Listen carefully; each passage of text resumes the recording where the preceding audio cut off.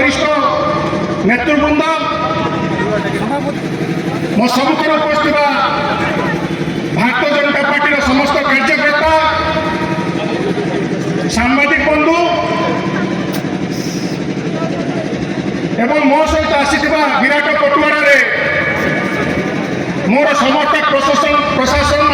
मान शुभेच्छा और अभिनंदन जनाऊँ। आज मो एक स्मरणीय दिन बहुत दिन कल्पना जल्पना पर आज मु भारतीय जनता पार्टी जोग देछि। मु सीतांशु शेखर महापात्र यही भद्रक माटीर पुओ भारतीय जनता पार्टी नीति आदर्श एवं यशस्वी प्रधानमंत्री माननीय नरेंद्र मोदी को आदर्श अनुप्राणित होई गुंडुची मूसेर भूमिका निभेवा पाई मु भारतीय जनता पार्टी आज योगदान कर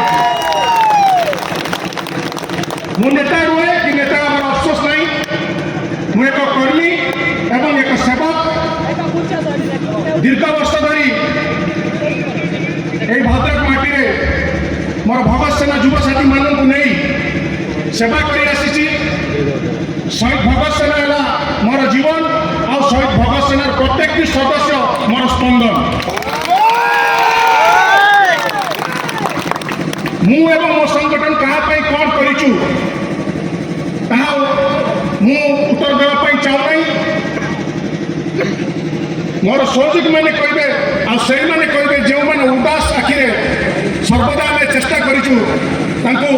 मुहर किपरि चले हस फुटाई हृदय दम्भ और साहस भरीचु। आज से अनुरोध आज मोर ये नूतन परिचय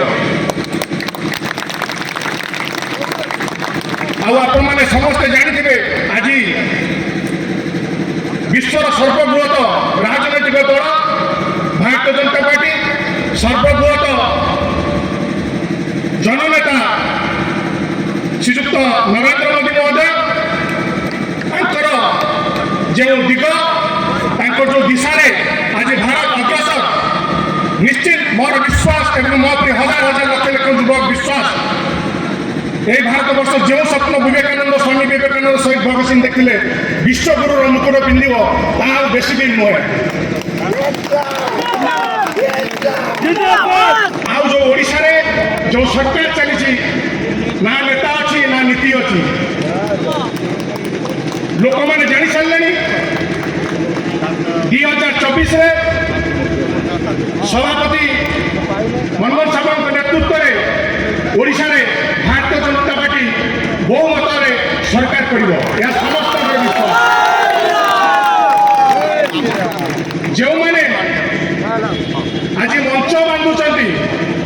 मात्र मास 1.5 मास पर जहाँ मंच बांधुंट मंचा बांधे मंचा मैंने बुझीपार तो ऊपर शिकार हम मंचार बसिकी से मैंने जो मैंने आज मंच बांधुले आस 1.5 मास पर मंचा को गुड़ी मारे तो मोर भारतीय जनता पार्टी समस्त कार्यकर्ता मान गोटे अनुरोध आम आम शीर्ष नेतृत्व जहाँ को भी